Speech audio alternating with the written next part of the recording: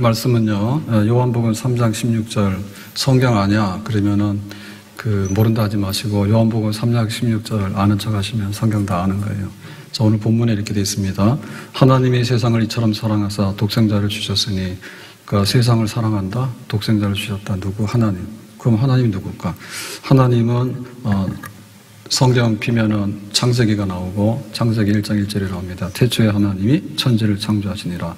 그래서 세상을 만드시고 세상의 출발점을 이루시는 분. 그래서 우리가 영화나 연극 이런 걸 보러 가면 무대 막이오리잖아요. 그러면 이제 그때부터 보는 거예요. 그래서 보이는 이 세상은 그냥 우연히 있는 건 아니고 하나님이 의도적으로 만든 작품입니다. 그래서 이제 봐라라고 하니까 하늘과 땅 그렇게 보는 거죠. 그래서 하나님께서 이 땅을 만드실 때 그 중심이 뭐냐? 우리가 뭐를 작업을 하게 되면은 걸작품을 목표하잖아요. 그래서 최고의 그 작품, 그게 바로 이제 사람 인간이 되겠습니다. 그래서 하나님의 형상대로 남자와 여자로 사람을 지으시고라고 했는데, 그러고 나서는 이제 삶의 그 환경과 여건을 주시는 거죠. 그게 이제 에덴의 동산, 에덴의 낙원, 파라다이스입니다. 그래서 이제 에덴에서의 생활이라고 하는 것은 그야말로 다 있는데 딱 하나만 우리가 지키면 되는 겁니다. 그건 뭔가 하면 주인이 누구지? 이 세상의 주인이 누구지? 하나님. 그 다음에 에덴은 파라다이스의 주인은 누구지? 하나님. 근데 니네들이 뭐 전세도 없고 월세도 없고 그냥 다 가져라. 그 대신에 그거는 좀 서로 간에 인정하자라고 했습니다. 그래서 이제 선악을 알게 하는 나무를 두고 이거 손대지 마라. 알겠습니다. 그러면 전부 다 네 거다. 세상이 네 거다. 생육, 번성, 다스리고 지배하고 잘 살아라. 그렇게 한 겁니다. 그랬는데 인간은 하나님의 그 말씀에 반역을 하게 되죠. 그래서 그 반역이라는 게 이제 선악을 알게 하는 나무의 실과를 먹은 건데 그건 이제 인간의 자율주의입니다. 하나님은 하나님대로 사시고 인간은 인간대로 살고 간섭하지 마시고 내가 알아서 결정할 테니까 상관하지 마시고 이제 그런 거죠. 그래서 이제 이게 이제 인간의 범죄고 인간의 타락이 되겠습니다. 그러면 이 범죄와 타락의 결과는 뭐냐? 너무나 엄청난 거예요. 그래서 에덴의 낙원에서 니들은 추방이다. 그 나가라 그죠. 왜? 뭐 하나님 것도 내 거라 하니까 그 나가라 했고요. 그 다음에 이제 이마에 땀을 흘려야지 먹고 산다. 에덴에서는 그냥 먹으면 되는 겁니다. 근데 너희들이 고된 노동을 해야지 먹는다 그랬고, 그 다음에 이제 해산에 그 수고가 있다. 그래서 남자 여자 만나서 결혼하게 되면 출산하게 되는데 해산. 거기에는 위험한 게 있는 거고, 뭐 유아 사망도 있게 되고 그런 게. 그 다음에 이제 부부간에도 심각한 문제가 생겼습니다. 그래서 벗고 살아도 문제가 없었는데 옷 입고 살지. 지금도 보면 전부 다 옷 입었죠. 그래서 그런 거예요. 이게 다 하나님 앞에 반역해가지고 이제 하나님께서 나가라 해가지고 이런 일이 벌어지게 된 겁니다. 근데 이제 우리가 얻은 그 결과치 중에서 제일 돌이킬 수 없는 것은 뭐냐면 뭐 땀 흘려서 먹고 사는 거는 내가 노동하면 되지 뭐 이러지만은 너희는 흙으로 돌아가라. 미안하지만. 그래서 인간의 재료는 흙이라 있거든요. 그래서 흙으로 돌아간다라고 하는 얘기는 뭐 흙은 좀 뭐 만질만 하지 않느냐라고 생각하는데 여기서 말하는 흙이라고 하는 것은 그냥 먼지 그 자체입니다. 그래서 먼지로 돌아가게 되는 인간의 존재에 파멸이 오게 됐다. 그러죠. 자, 그러면 이제 하나님께서 그 다음에 어떻게 할까라고 할 때 이렇게 그 토기장이가 질그릇을 만들었어요. 근데 첫째는 뭐냐면 마음에 안 드는 거야. 그러면 그냥 부셔버리는 거야. 두 번째는 뭐냐, 마음에 안 들지만은 그냥 놔두는 거야. 세 번째는 뭐냐면 다시 빚어가지고 아주 최고의 작품을 다시 만드는 거예요. 그래서 하나님의 선택은 이 세 번째입니다.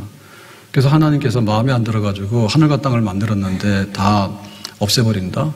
그 다음에 걸작품으로 인간을 만들었는데 그냥 흙으로 돌아가게 해서 그냥 한다. 이렇게 하기에는 하나님이 하시는 일이 너무나 그 가볍게 여겨지게 되고 하나님 무슨 의도가 없는 거예요. 뭐 안 되면 버려라 이라고 생각하는 거는 무책임한 일이고 해프닝이죠. 그래서 세상은 해프닝이 아닙니다. 그러면 그냥 상처나고 깨진 대로 놔두라라고 하기에는 좀 마음이 안 됐죠. 예, 병도 나고 배도 고프고 그 다음에 죽기도 하고 죽겠다고 막 이렇게 아우성치는데 뭐 니들은 니고 나는 나다라고 하나님께서 그렇게 방관하기에는 좀 불편하죠. 그래서 하나님께서는 내가 세상을 사랑해서 창조했다. 내가 세상을 사랑해서 인간을 작품으로 만들었다. 근데 니들이 그렇게 다 망가뜨려 놓더라도 밥상 차려주니까 밥상을 갖다 엎어치더라도 내가 다시 고쳐가지고 제자리로 돌려놓고 더 멋있는 작품을 한번 만들어 보겠다. 그래서 이거를 하려고 그러면 핵심이 뭐냐면 그 하나님은 하나님이고 인간은 인간이니까 하나님 없는 세상을 살 거예요. 이렇게 되니까 하나님과 원수가 됐거든요. 그래서 하나님과 원수된 것을 해소시키는 거예요.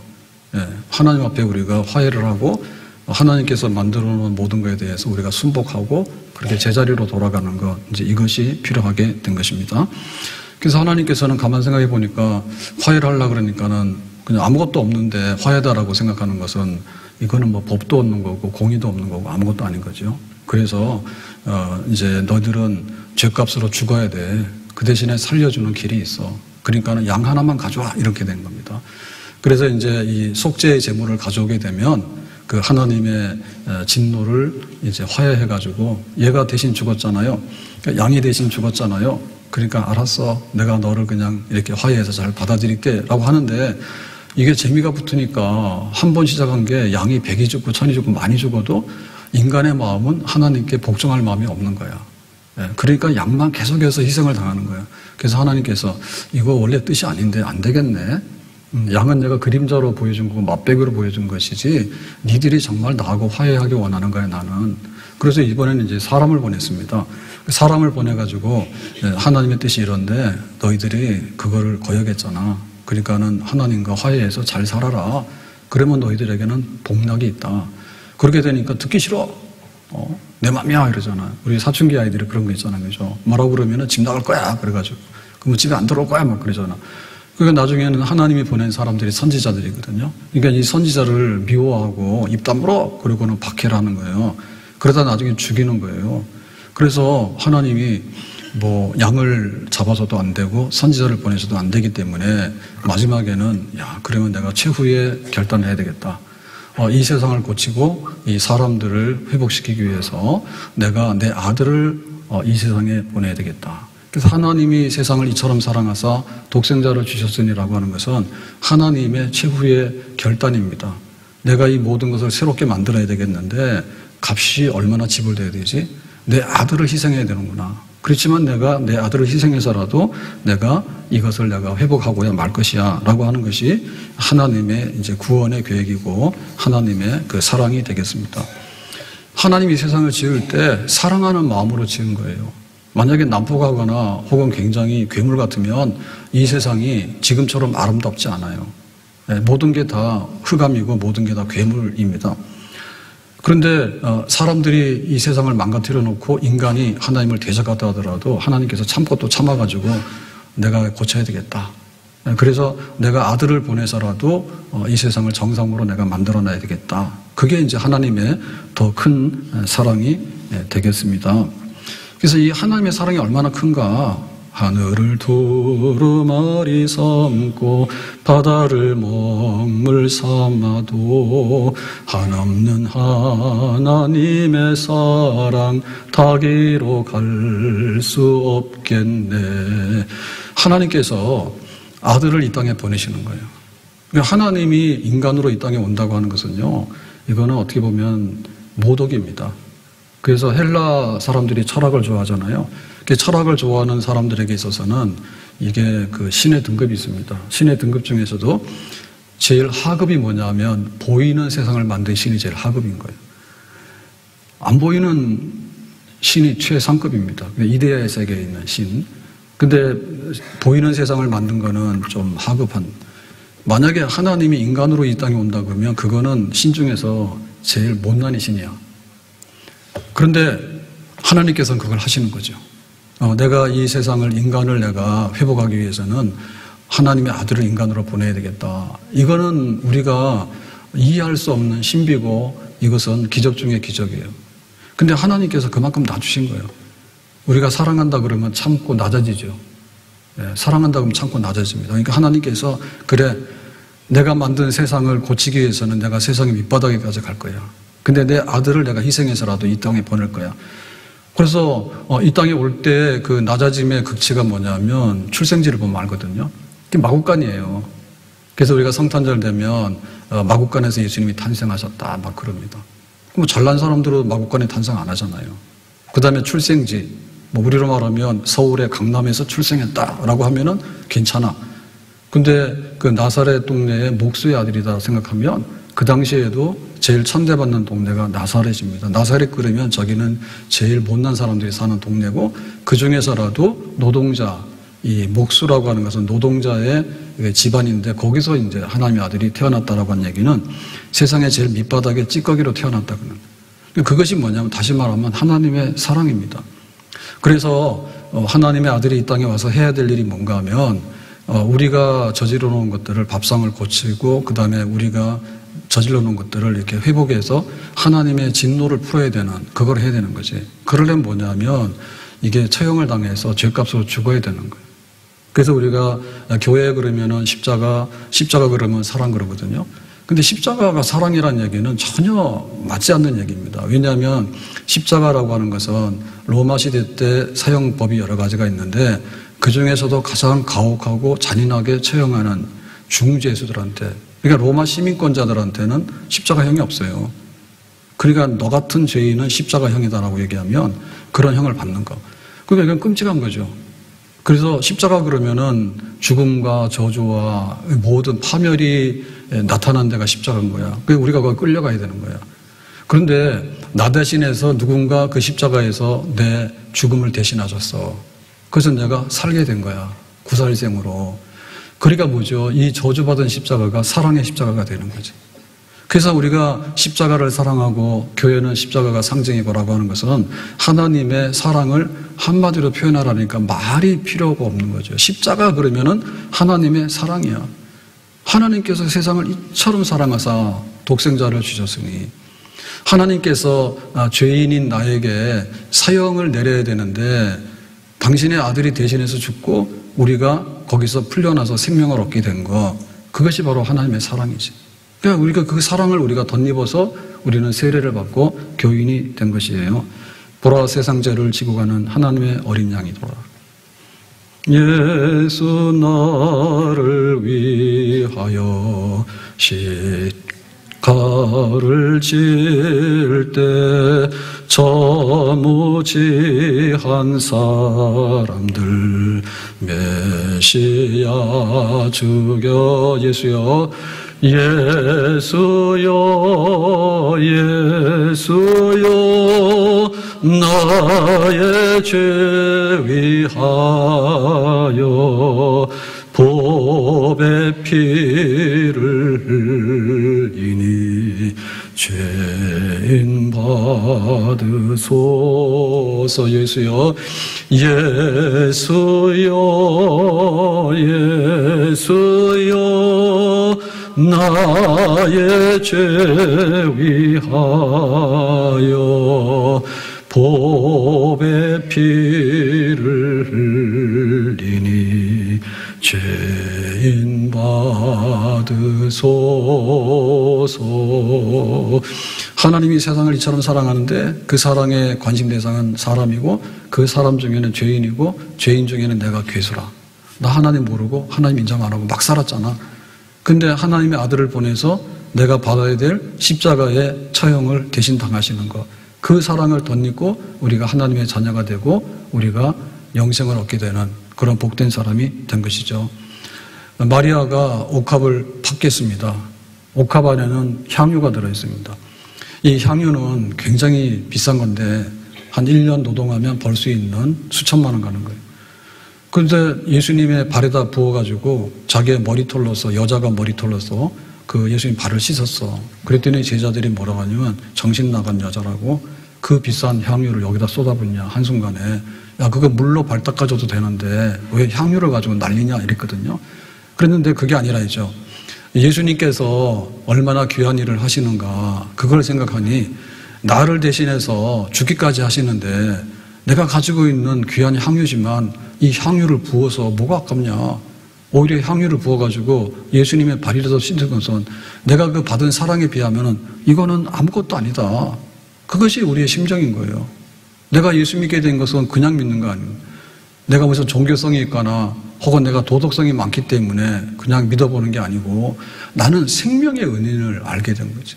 예, 내 생명을 잃었는데 내가 찾게 된 거지. 하나님 앞에 진노받을 자녀가 하나님께서 이제는 화해했으니까 괜찮다라고 하는 이런 것을 주신 그 예수님 때문에 내가 무엇이 아깝겠는가. 나는 그 하나님의 사랑의 최고치를 내가 경험하고 나는 누리고 살고 있는 그리스도인이다. 나 위하여 십자가에 중한 고통 받으사 대신 죽은 주 예수의 사랑하신 은혜여 보배로운 피를 흘려 영영 죽을 죄에서 구속함을 얻은 우리 어찌 찬양 안 할까. 보배로운 피를 흘려 영영 죽을 죄에서 구속함을 얻은 우리 어찌 찬양 안 할까. 여기 구속함이라는 것은 대속인데요. 대속이라고 하는 것은 몸값을 지불해서 석방되는 것을 말하는 겁니다. 우리가 선물을 받아봤나요? 선물 받아보는데 결혼 기념일 이런 거는 조심하셔야 됩니다. 남자분들은. 월급 봉투 다 갖다 주고 결혼 기념일 까먹으면 집에 가면 혼납니다. 그 선물의 힘인 거예요. 생일날 선물 없잖아요. 그럼 난리가 나는 거예요. 내 생일에 아무것도 안 하냐. 그럼 우리가 받아본 선물 그냥 거저주는 거 있잖아요. 그 중에서 최고치가 뭔가요? 최고치가 뭐냐면 나 대신해서 목숨 내놓는 거예요. 그런 거 얻어봤어요? 근처에도 못 가봤죠? 생각도 못 하잖아요. 나를 대신해서 목숨을 내놓는다니까요. 그게 사랑의 극치인 거예요. 근데 그게 누구한테 들리냐? 하나님의 아들 예수님께서 나를 대신해서 목숨 내놨다고. 그러니까 내 사랑을 좀 받았으면 좋겠다고. 내가 너를 사랑한다고. 그렇게 하는 거죠. 요셉이 그 형들 미움받아가지고 형제간에 다툼이 나서 팔렸습니다. 얼마에? 은 20에 팔렸어. 그래가지고 이제 그 노예상인이 사가지고 끌고 가서 그 애굽의 노동시장에다가 딱 내놨거든. 노예시장에다. 그랬더니 이제 보디발이라고 하는 시위대장이 사갔어요. 만약에 요셉이 그러잖아. 형들 왜 그러십니까? 나를 미워해도 적당히 미워야지. 장난도 아니고 뭐 사람을 이심해하면 됩니까? 그냥 바로 도시락 먹고 있었거든요. 근데 그 도시락이 뭐냐면 그 아버지가 형들한테 심부름 시켜가지고 형들이 양치고 있으니까 가서 좀 도시락 주라고. 그거 심부름 간 거예요. 그랬더니 도시락은 딱 받아먹고는 이제 이 동생을 노예로 파는 거야. 그러니까 피도 눈물도 없는 게 그런 겁니다, 세상. 그래가지고는 이제 노예시장에 서 있는데 만약에 은 20보다도 좀 보태가지고 내가 대신 돈 줄 테니까 얘 풀어주라고 그러면은 그게 바로 구속이고 대속인 거야. 그러니까 우리가 받은 바 선물 중에서 최고의 선물이 뭐냐면 목숨값인 거야. 누군가 나를 사랑하는데 목숨 바쳐서 나를 사랑하는 사람이 있을까? 이 세상에는 그런 사랑이 없어요. 근데 이 사랑이 너무나 필요해요, 우리는. 그래서 사람들이 사랑의 대상을 찾거든요. 그래서 제일 많이 찾는 게 뭔가 하면 우상, 해를 보고 빌고 달을 보고 빌고 나무를 보고 빌고 돌을 보고 빌고 그러는 거야. 그래서 돌멩이 보고 나를 좀 사랑해다오. 그 돌멩이가 사랑할 수 있나요? 돌이나 맞아라 이런 거지. 근데 그 사람들은 그렇게 맹목적으로 사랑에 굶주렸기 때문에 그런 거거든요. 배를 타고 가는데 죽을지 몰라. 그러니까 좀 나를 좀 사랑해 주세요. 나를 좀 돌봐주세요. 사정없이 그냥 바다에 빠지는 거예요. 허탄한 줄 알면서도 정답을 모르면 항상 오답을 쓰는 거예요. 그 다음에 이제 세상에 이런 것들을 보면서 짜릿하고 뭔가 먹음직한 게 있거든요. 그게 바로 뭐냐면 육신의 정욕과 안목의 정욕과 이생의 자랑이야. 그러니까 이거 해보면은 사랑을 내가 알 것 같아. 근데 가보면은 뭐냐면 불나방이 불 속으로 들어가듯이 그런 거예요. 정욕을 가지면 정욕이 나중에 나를 파멸하고 세상에 자랑을 하잖아요. 자랑할 때는 기분이 좋습니다. 근데 추락할 때는 여지없이 그냥 박살이 나버립니다. 그러니까 이 세상을 사랑하는 것이 진짜 나에게 사랑을 주지 아니하고 내가 그 사랑에 만족을 할 수가 없는 거예요. 그래서 좀 이제 수준이 있는 사람들은 이 자연을 사랑하죠. 그래서 이제 범신론자가 되잖아요. 야, 토끼야 잡아먹어서 미안해. 하나만 잡아먹을게. 그리고 풀을 밟더라도 내가 살짝 밟을게. 그러면서 이제 자연을 사랑하고 우리 살아가잖아요. 근데 그 사랑도 사실은 우리에게 약간의 어떤 것을 주지만은 완전한 사랑에는 도달할 수가 없습니다. 왜냐하면 내가 토끼 잡아먹는다고 인생이 끝나는 게 아닌 거야. 토끼가 와서 잡아먹으라고 주더라도 그걸 먹었다 해서 내가 배가 불러서 내 사랑이 만족되는 건 아니라니까. 어제 저녁에 제가 옛날에 옛날 가사가 생각이 나서 세상 노래가 제가 뒤져봤거든요. 이런 게 있어요. 서해만 바다 위로 노을이 비단결처럼 고운데 나 떠나간 배의 물결은 멀리 멀리 퍼져간다. 그러니까 노을이 멋있지. 노을 제일 멋있는 데가 뭐냐면 한강.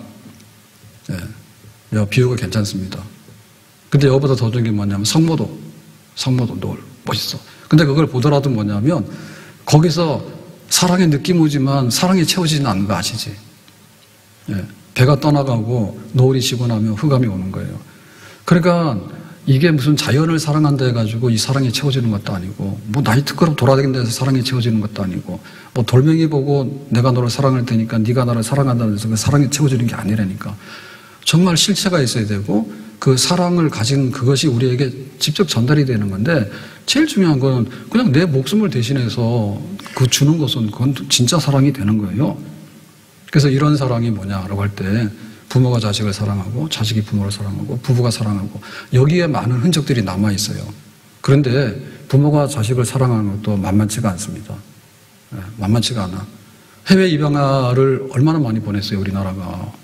부모가 사랑하는데 왜 보내요? 사랑이 모자라니까 보내는 거지. 모자라니까. 월남전에 참전했던 군인이 크게 상처를 입어가지고 이제 집에 가라 제대했어.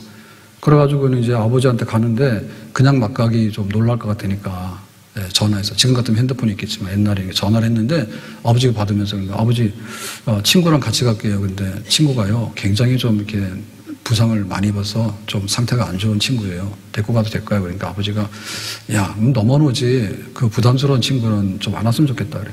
그래서 이 아들이 집에 못 갔어. 왜냐하면 그 친구가 자기를 말하는 거예요. 그러니까 집에서 부모조차라도 뭐 내 자식이 귀여운 짓 하면은 사랑스럽지. 근데 만약에 내 자식이 미운 짓 하면은 밉지. 딱 그거예요. 부모가 자식을 사랑한다 하더라도 더 이상은 사랑 못해. 더 이상 사랑 못해. 자, 부부간의 사랑도 그겁니다. 세상에서 사랑을 보려고 그러면은 결혼식장 가면 돼. 건강할 때나 아플 때나 부유할 때나 가난할 때나 성공할 때나 실패할 때나 젊어서나 늙어서나 언제 어디서나 어떤 상황에서도 사랑하겠냐. 얘가 다 사랑했단 말이야. 그래가지고 예식장 직원이 혼인 증서 줄까요?라고 하는데 저는 주례를 가면 그러잖아요. 그래서 내가 필요 없다 해서, 아니 예식장에 주는 종이 쪼가리를 왜 주냐고 내가. 하나님의 이름으로 주더라도 다 이혼하는데 그거 줘서 되겠냐 말이야. 그러니까 그걸 못 지키는 거죠. 이번 주간에 이런 일이 있었습니다. 최태원 회장의 둘째 딸이 결혼했다 해가지고 막 뉴스 나왔어. 핸드폰 보니까. 근데 이제 혼주가 문제잖아. 혼주가. 최 회장하고 누구죠? 노소영. 거기가 이제 이혼했잖아, 그죠? 그래가지고 뭐 그러고 있는데 둘째 딸이 결혼하니까 부모로서 안 갈 수는 없고 그러니까는 갔대. 그래서 또 기자들이 또 그런 거 찍잖아, 그죠? 그래서 둘이서 이제 손님들 환영한다고. 근데 내가 보니까 좀 그렇더라고. 부모는 살다가 헤어졌는데 둘째 딸은 이렇게 중국계 미국인하고 결혼해서 이제 평생 사랑하겠다고 하는 게, 결혼을 평생 사랑하겠다는 거야. 그걸 하고 있더라고. 그래서 좀 그림이 이상한데 그랬더니 그 다음에 보니까 또 이런 나오더라고. 결혼식 굉장히 의미 있게 했다. 근데 특이한 게 뭐냐면 한국과 미국의 그 군인들을 그냥 묵념을 했다. 결혼식 전에. 그 다음에 결혼식에도 그 초청했잖아요. 공개적이 아무나 가는 게 아니라. 그래서 우리는 초대받으신 분 없죠? 안 불러. 그런데 거기에 빈자리 있었다니까, 하나가. 그래서 그게 뭔가 하면 한미 용사들을 위한 자리, 그래서 테이블 빈자리를 만들어 놓고. 그래서 이 집 결혼은 군인을 위하고 뭐 세계 정의를 위해서 싸우는 부부로서 하겠다. 그러니까는 뜻이 있다라고 생각도 되어지는데, 한편에 있어서는 저는 그런 생각하더라고요. 아니, 자기들 분수는 알고 있나 생각이 들더라고. 부모님이 그렇게 세 개의 결혼을 했는데 지금 이혼을 했잖아. 그러면 막 내가 막 용사들이 막 전 세계의 정의의 사도로서 세상을 지켜야 되는데, 사실은 내가 나를 사랑 못해. 끝내는 내가 나를 사랑 못한다니까. 그리고 부부간에 서로 사랑하자고 약속했지만 거의 박살나거나 아니면은 그냥 마지못해 사는 그 현실인 거야. 그래서 결혼식 할 때 정신 차려야 돼. 이것저것 따질 게 없는 거야. 이 남자를 위해서 죽고 이 여자를 위해서 죽을 수 있는가. 내가 그것만 지켜도 내 인생의 성공이다. 이렇게 생각하십니다. 그래서 재벌집 그거 안 되더라도 둘이서 이혼 안 하셨죠? 지금 이혼하라고 작정했습니까? 하지 마세요. 그것만 하더라도 굉장히 성공하는 거예요. 근데 노벨 문학상 발표해가지고 작가 한강이 이제 수상을 했어. 그랬더니 막 뉴스 막 그 특보가 뜨는 거예요. 그래 봤더니 저녁 식사를 하고 있는데 당신이 그 노벨 문학상입니다 해서 저쪽에 전화를 받은 거지. 그랬더니 그 뉴스에 뭐냐면 아들하고 저녁 식사를 하고 있었다더라고. 이게 굉장히 아름답죠, 그죠? 아들하고 식사하고 있는데 좋은 소식을 들었으니까. 근데 그 다음에 뉴스는 더 아름답더라고. 원래는 결혼하고 나서 아들, 자식, 자녀를 그 출산할 생각이 없었다. 근데 남편이 그래도 세상은 살만하고 애 놀만 하니까 애 놓는 게 안 좋겠냐. 그래서 거기 넘어갔다는 거야. 노벨 문학상 받은 분이. 그래서 아들을 하나 놓은 거야. 그 아들이 그 아들이야. 그 수상할 때 소식 들을 때 밥 먹은 아들인 거야. 그래가지고 그 얘기가 뭔데? 그게 굉장히 유명한 얘기였어요. 야, 여름에 수박이 달달하지 않냐. 여름 수박이 단 걸 생각해봐라. 그래서 인생이 쓴 것 같지만은 달달한 것도 있다. 그래가지고 애를 낳았대요. 그래서 그 아들하고 밥 먹고 있는 거야. 그래가지고 그 남편이 굉장히 존경스럽더라고. 그래서 한번 만나보고 싶더라고. 만약에 그 남편이 다 집주 가가지고 국가에서 수박 하나 줘가지고 수박을 쪼개면서 여름 수박이 시원하고 달달하잖아. 애 놓자. 그럼 우리나라 인구 문제 해결되겠지. 지선 한 번 더 할래 아직도? 에? 남편이 수박을 하나 더 안 사와서 그러고. 그래가지고 애를 낳았다는 거예요. 근데 그 다음에 오는 소식은 별로 안 좋은 소식인 거야. 뭐냐면은 이게 지금 정보가 잘못 전달됐습니다. 이미 오래전에 이혼했습니다 그러더라고. 그래서 이건 또 뭐지? 이건 뭐야? 물론 개인의 그 생활이 전부 다를 판단할 수 있는 건 아니지만 노벨 문학상 받으면서도 그 평생에 사랑하겠다는 가정의 사랑의 약속은 또 지킬 수가 없는 게 현실인 거예요. 생각이 달라지니까. 그러면 이게 뭐가 문제일까라고 할 때 이거는 근원에 대한 문제입니다. 근원. 이 세상을 살아가면서 하나님이 세상을 사랑하고 하나님이 나를 사랑한다라고 하는 이거가 확보가 되면 내 자신에 대한 좋은 자긍심이나 사랑에 하는 마음이 많이 넘치게 돼요. 그러면 그 사랑을 가지고 부부가 사랑하는 거예요. 그래서 부부도 둘이서 용감하게 우리가 서로를 사랑하기로 결심했습니다라고 하는 것은 무식 용감한 것의 상징입니다. 둘이서 언제 사랑해? 자꾸 싸우면서도. 그래서 이게 딱 끊어지지 않도록 해주는 게 바로 하나님의 사랑, 하나님의 아들 예수님의 사랑이다. 그래서 그리스도 안에서 우리가 하나가 돼야 된다. 그래야지 우리가 이게 좀 붙어 있는 겁니다. 그래서 이제 부부간에도 사랑을 하고 또 나도 사랑하고 이렇게 이제 사랑을 가지고 이제 살아가게 되는데 근원인데 수돗물이 나오게 되는 거는 수돗물은 생수통이 아니에요. 만약에 생수통 하나를 가지고 수돗물을 공급한다고 그러면은 세수도 못하고 다 끝나잖아. 근데 우리가 특별한 일이 없는 한에는 내가 세수하고 샤워하는 정도 다 나오잖아요. 그건 뭐냐면 한강. 한강도 비가 안 오면 말라요. 그러면 이제 비가 와서 한강물이 채워지게 되면 우리가 끌어다가 집집마다 하는 거예요. 그러니까 이거는 근원이 문제예요. 근원의 문제. 그러니까 하나님의 사랑으로 이 세상을 살아가게 되고 하나님과 원수지간이 된 내가 하나님과 화해함으로 인해서 나 자신과 화해하게 되는 거예요. 그 다음에 이제 우리 부부끼리 화해하게 되는 거고 그 다음에 사람들하고 화해하게 되면서 살아가게 되는 사랑을 가지고 살아가게 되는 이 사랑의 근원이 있는가 그런 문제입니다. 사랑의 근원이 있는가. 하나님의 사랑을 알고 그 안에 있게 되면 내가 그런 삶을 살게 되는 거예요. 사랑을 하게 되면 뭐가 달라지죠? 얼굴이 예뻐지죠. 얼굴이 예뻐져. 그래서 화장품으로 떼올라 가지 말고 하나님이 나를 사랑하시는가 그걸 하라니까 얼굴이 예뻐진다고. 그 다음에 사랑을 하면 뭐가 돼요? 그 다음에 행복해져. 행복을 살아다니고 막 그러니까 행복이 도망가는 거예요. 하나님을 사랑하고 그 사랑을 받아들이면 내 마음이 행복해지게 되고 그 다음에 우리 가족이 행복해지게 되는 거예요. 절대적인 기준은 없어요. 자식이 많아도 잘 살았는데 자식이 없어도 못 살잖아 지금은. 골치 아프니까 자식 놓지 말자 하지만은 그런 데서 잘 사는 건 아니잖아. 그러니까는 하나님의 사랑 안에서 우리 가정이 구성이 되어지는가, 그게 문제고, 우리가 사랑을 하게 되면 사계절을 알게 됩니다. 지금 단풍 든 거 아세요? 모르세요? 이미 단풍이 많이 들었어요. 근데 사랑하는 마음이 없으면 살벌해가지고 가을이 오는지 겨울이 오는지 몰라요. 세상이 막 안 보이는가, 그런 게. 근데 내가 사랑을 하게 되면 계절의 변화가 뚜렷하게 되는 거고, 내 이웃도 보이게 되는 거고, 그렇게 되는 거예요. 그러니까 이 사랑이 고갈되면 안 되는 거예요. 근데 이 사랑은 하나님께서 우리에게 채워주셔야만이 되는 거예요. 근데 이거를 우리가 찾아야 되는데, 이거를 찾기 전에도 우리가 사랑을 조금씩은 맛보거나 또 할 수 있는 것들이 많이 보입니다. 그죠? 재벌집에서 둘째 딸이 결혼하는데 그 혼주가 되는 부모님은 이미 이혼을 했고, 그런데 용감하게 두 사람은 결혼한다 하고. 불안하잖아요. 거기에. 불안하잖아. 그러면은 그 철가방 우수시라고 하는 영화 아시죠? 김우수. 그래서 이 김우수는 세상에 태어난 사람 중에는 부모가 없는 사람 없습니다. 고아라고 하는 것은 부모가 없다는 뜻이 아니고 부모에게 버림받았다는 뜻이에요. 부모에게 버림받으니까 여기 지금 고아원에 있다가 이제 나가가지고는 이 세상이 뭐로 보이겠어요? 나를 버린 세상? 나도 세상에 대해서 막 하는 거지. 그러니까는 폭력을 행사하고 교도소 들락달락 해가지고 어느 날 이제 운명적인 사과나무라 그런 잡지를 읽게 되잖아요. 그래서 보니까 어려운 아이들 있다. 그런데 자기가 그렇게 살았잖아. 그래서 이거는 뭐지?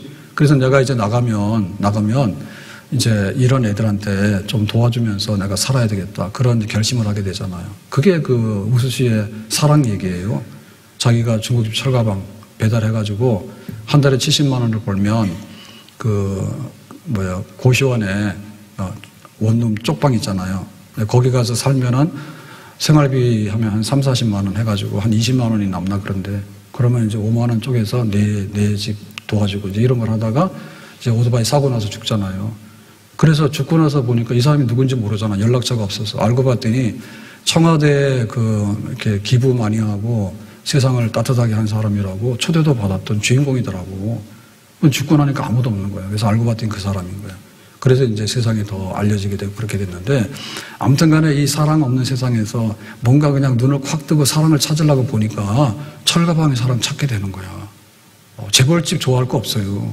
철가방 들고 다니더라도 사랑하면서 나를 사랑하게 되고 내 이웃을 사랑하게 되고 삶을 사랑하게 되고 이렇게 살아가는 사람들, 그런 사람 된 거죠. 그래서 우리가 어떻게 이 사랑을 지금 내가 이제 찾게 될 것인가라고 할 때, 하나님께서 사랑한다고 한 거에 대해서 마음의 문을 열고 받아들이는 거, 그래야지 사랑의 본원, 출발점을 우리가 알게 되는 것입니다.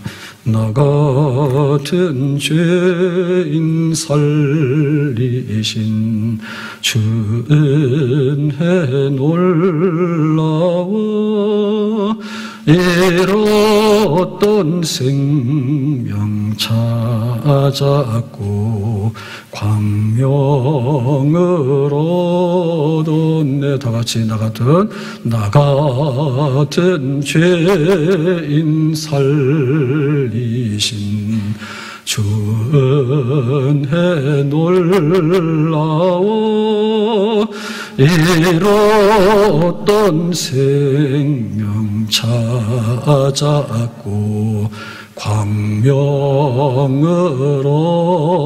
얻었네. 하나님이 인간의 몸을 하고 이 땅에 오셔서 마국간에 태어나셔가지고 또 로마 시대 때 극악한 죄인에게 십자가형으로 처형당하는 그런 일을 하셨는데 전부 다 나를 위해서 한 것이에요. 그래서 그런 사랑, 다시 말하면 내가 죄인 되었을 때, 내가 모른다고 외면했을 때 나를 사랑해서 영원토록 아무런 조건도 없이 그냥 퍼주는 그런 사랑 우리가 받아들이게 되면 우리의 삶이 달라지게 되는 줄로 믿습니다. 그래서 오늘 요한복음 3장 16절에 하반부를 보면 이렇게 되어 있죠. 독생자를 주셨으니 이는 뭐 한다고요? 그를 믿는 자마다 멸망치 아니하고 영생을 얻게 하려 하십니다. 그랬죠. 그래서 하나는 멸망이고 하나는 영생인데 뭐예요? 믿는 자마다. 믿는다라고 하는 것은 사랑은 돈 주고 사고 사랑은 내가 성공해서 어떤 조건을 성립시키고 그런 거로는 부족합니다. 그렇기 때문에 믿는 거로. 그냥 내가 사랑해? 그럼 내가 사랑을 받으면 돼. 그거예요. 이거 하면 되는 거예요. 그래서 내가 이 사랑을 믿으면, 이 사랑을 내가 용납하고 받아들이면, 아, 그런 사랑이 있었어?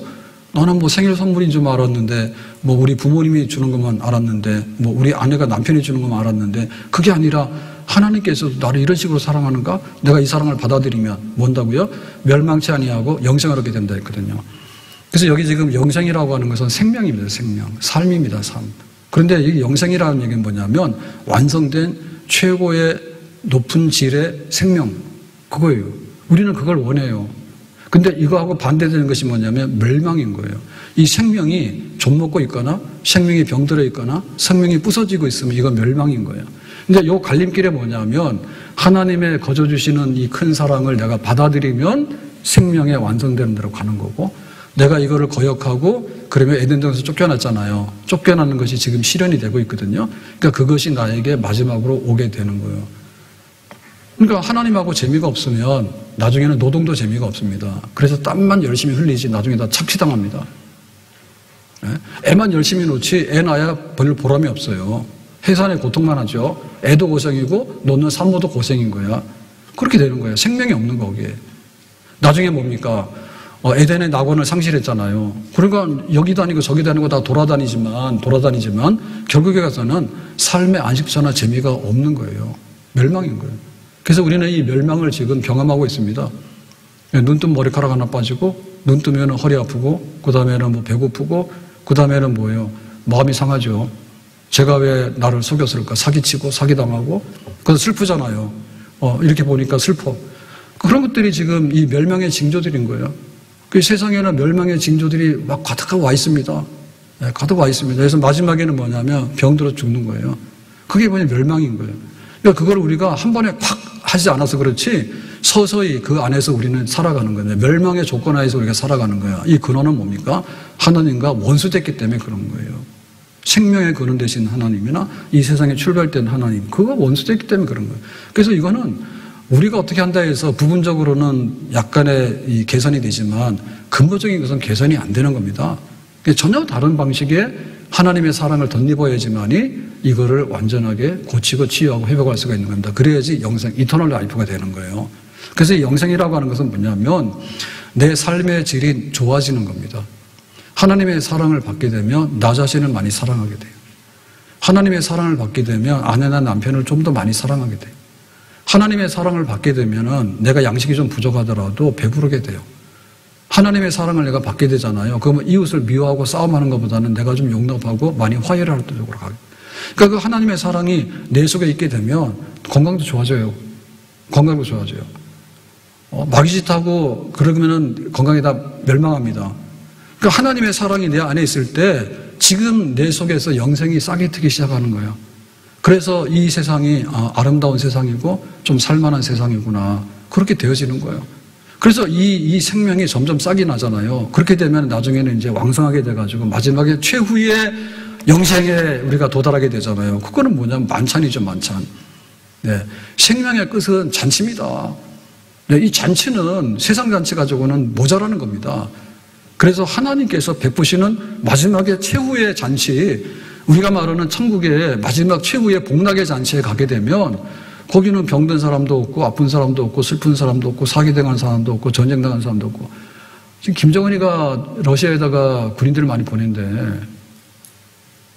그거 왜 가죠? 가라니까 가겠죠. 아니면 돈 주니까 가서 그냥 피 흘리고 죽는 거죠. 뭐 때문에 죽는지 뭐죠. 뭐 때문에 러시아 사람 때문에 죽습니까? 죽을 이유가 없는데. 그런 세상을 만나잖아요. 그럼 만약에 천국의 잔치가 이루어지면은 전쟁할 일이 있겠어? 징집당해가지고 군대 갈 일이 있겠어? 뭐 할 일이 있겠어? 병원 갈 일이 있겠어?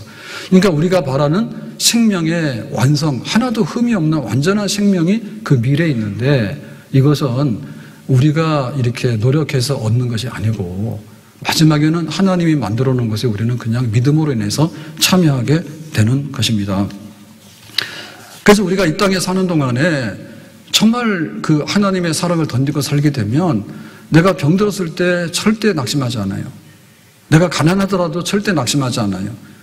내가 외롭더라도 친구에게 배신을 당했더라도 절대 낙심하지 않아요. 하나님이 나를 사랑하시니, 왜냐하면 더 큰 사랑이 있으면 작은 사랑은 있으나 없으나 같은 거예요. 큰 사랑이 있으면 거기에 우리가 붙들리게 되면 작은 사랑에 목매달라 다니고 막 술 친구 따라다니고 그다음에 뭐 연애한 친구 따로 있고 말이에요. 그런 거 없어도 우리는 넉넉하게 살 수가 있는 것입니다.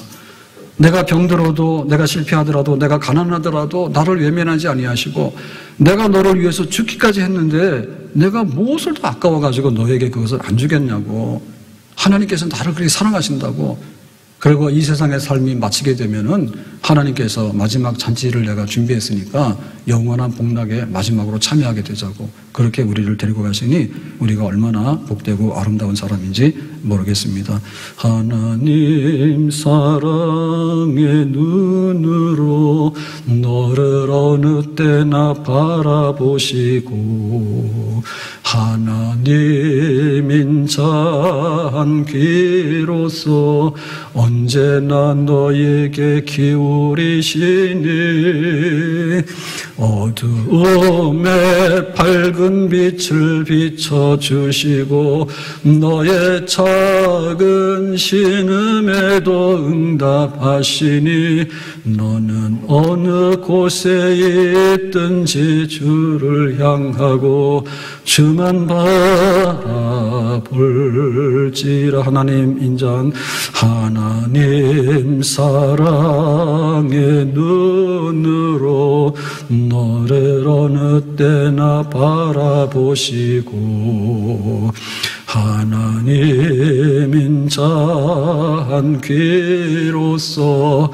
언제나 너에게 기울이시니 어두움에 밝은 빛을 비춰주시고 너의 작은 신음에도 응답하시니 너는 어느 곳에 있든지 주를 향하고 주만 바라볼지라. 주만